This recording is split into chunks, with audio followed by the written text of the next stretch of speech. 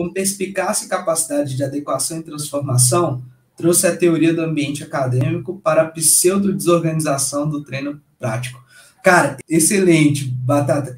Pseudo-desorganização, porque o prático não é desorganizado. O prático tem uma organização, né? A ciência, ela surge, a ciência do esporte, né, a ciência do treinamento, ela surge depois que o grego já tinha feito um cara carregar um touro nas costas, depois que os gregos já tinham feito uma pessoa arremessar cada vez mais longe um disco. Então, o movimento esportivo, ele vem antes do desenvolvimento científico, né?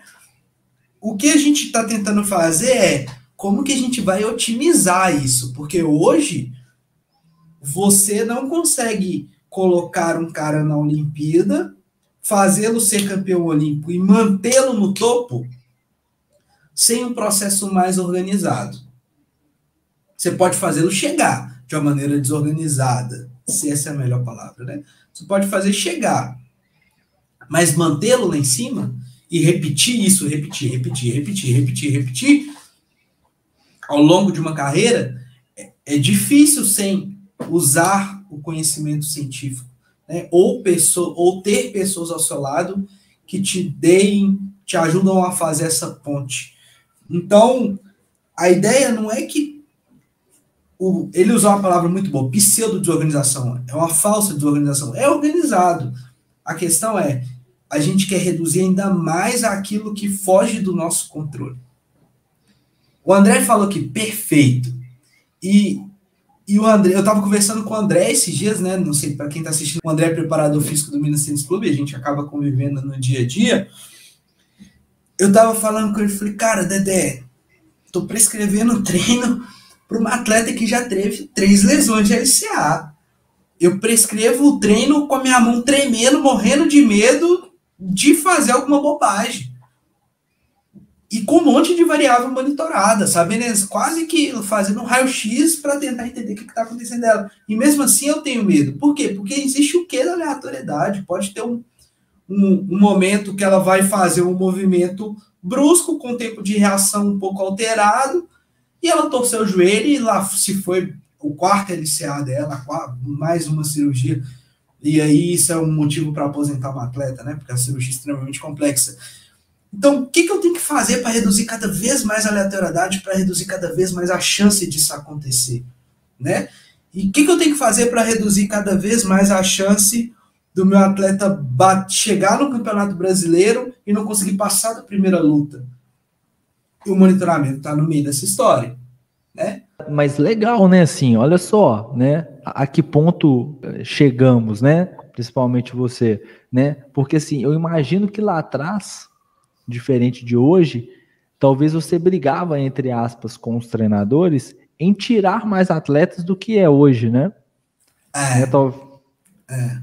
Hoje eu brigo, inclusive briguei hoje quando o atleta tá fora do treino. Eu fico puto quando eu vejo um atleta ficando fora do treino. Cara, ele tem que treinar com a carga alterada, mas o ficar fora do treino para mim é hoje que me incomoda. O perder sessão de treino é hoje que me incomoda, né? Se tem atletas que, isso tem relatos na literatura, atletas que fizeram um ciclo olímpico inteiro sem nenhum dia de folga. É possível. A questão é que eles não treinaram forte todos os dias. Então, o quão inteligente a gente é para manter o atleta ativo ininterruptamente, né? Em 2018, eu dei uma palestra com o antigo preparador físico da natação, do Minas, num congresso do Mater Dei. E nessa época, o Felipe medicina, Martins, o congresso de medicina, né? Isso. Eu lembro desse congresso. O Felipe Martins não é mais preparador físico, mas eu lembro que ele trouxe uns dados da época que ele era o preparador de um atleta de triatlo olímpico, agora eu não lembro quem era o atleta, que tinha ido para a Olimpíada do Rio. Ele falou, cara, antes de eu fazer o treino desse atleta sem monitorar a variabilidade da frequência cardíaca, esse atleta perdeu 60% das sessões prescritas. Ou seja, ele chegava para treinar e não conseguia treinar. Depois que eu comecei a monitorar a variabilidade da frequência cardíaca, muito doido, e ele começou a fazer isso, tipo assim, muito antes de eu falar, da gente conversar sobre usar a variabilidade como monitoramento da recuperação. Ele já usava. Depois que eu comecei a usar a variabilidade da frequência cardíaca com ele ele perdeu somente 20% das sessões prescritas. O cara tinha perdido 60% do que ele prescrevia e caiu para 20%. Isso é o que ele tinha perdido no início do ciclo para o final do ciclo, e ele foi para a Olimpíada. Então, olha o quanto a gente pode, e ele usava a variabilidade da frequência cardíaca como uma medida de controle da recuperação. Olha como é que essa variável pode te ajudar a implementar uma rotina do seu atleta ou do seu aluno não perder treino. Agora, pensa você que é personal trainer. Se liga, olha só, você não está no ambiente esportivo, teu aluno é fisicamente ativo, ele quer saúde, tá? E aí você resolve verificar o quão estressado ele está no dia a dia dele. Porque você começa a reparar que sempre que ele está muito estressado, ele pede para não treinar, ele desmarca a aula com você. E aí, em um mês de aula, você teve 4, 5 desmarques porque ele estava muito cansado. Você já parou para pensar que talvez esse cansaço foi se acumulando até o ponto que rompeu o limite, ele fala assim, cara, eu não consigo treinar hoje, não estou bem, e desmarcar o treino? Se você usar a variabilidade da frequência cardíaca como uma medida diária de controle da resposta da recuperação, porque ela mensura a resposta parasimpática e simpática, sistema nervoso central, você consegue ver o acúmulo de estresse dele, dia a dia. Quando ela começar a cair, você pode alterar a carga, você pode falar assim, cara, em vez de a gente fazer uma sessão de musculação hoje mais pesada, vamos ali na praça dar uma corrida, produzir um pouquinho de dopamina, de serotonina, dar uma melhorada no seu sistema cognitivo para você ficar melhor humorado, e aí você começa a gerar a sensação de prazer em momentos que ele não espera, e aí você fez isso porque você antecipou uma resposta negativa de recuperação. Talvez você vai ter mais adesão do seu aluno. Além disso, você está mostrando para ele que você está cuidando dele. Toda pessoa está atento, né? Está atento o que está acontecendo. Essa demonstração de que alguém está cuidando de mim, está atento, né? E acho que a gente já falou isso. Então, o monitoramento para o personal, ele vem para ajudar o personal ao aluno não ficar desmarcando aula, ganhar adesão. Ganhando adesão, ganha dinheiro. É diretamente relacionado.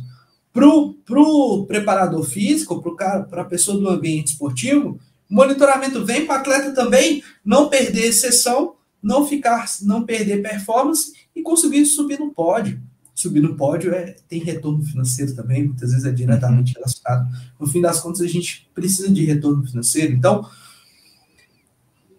o monitoramento, quando a gente pensou, principalmente eu pensei, discuti muito com o pessoal lá do departamento, como é que a gente vai fazer para o aluno, para o atleta parar de perder sessão, parar de perder estímulo de treinamento, não ter destreinamento. São vários atletas nossos que, quando a gente parou para avaliar, estavam destreinados. Quando você para verificar, teve atleta nosso que teve evolução de 20% da força máxima em um ano. 20% da força máxima em um ano é bom, legal, evoluiu o aluno, né? Evoluiu o atleta. Cara, mas se o cara evoluiu 20%, é porque ele está treinando muito abaixo, a janela de adaptação dele está muito grande, isso está ruim, no fim das contas, né? Então, estava ruim, né? Estava ruim, mas a gente conseguiu melhorar. Então, como é que a gente vai otimizar isso? Como é que a gente vai deixar vários parafusos cada vez mais apertados para você realmente conseguir trazer o seu aluno para uma melhor performance?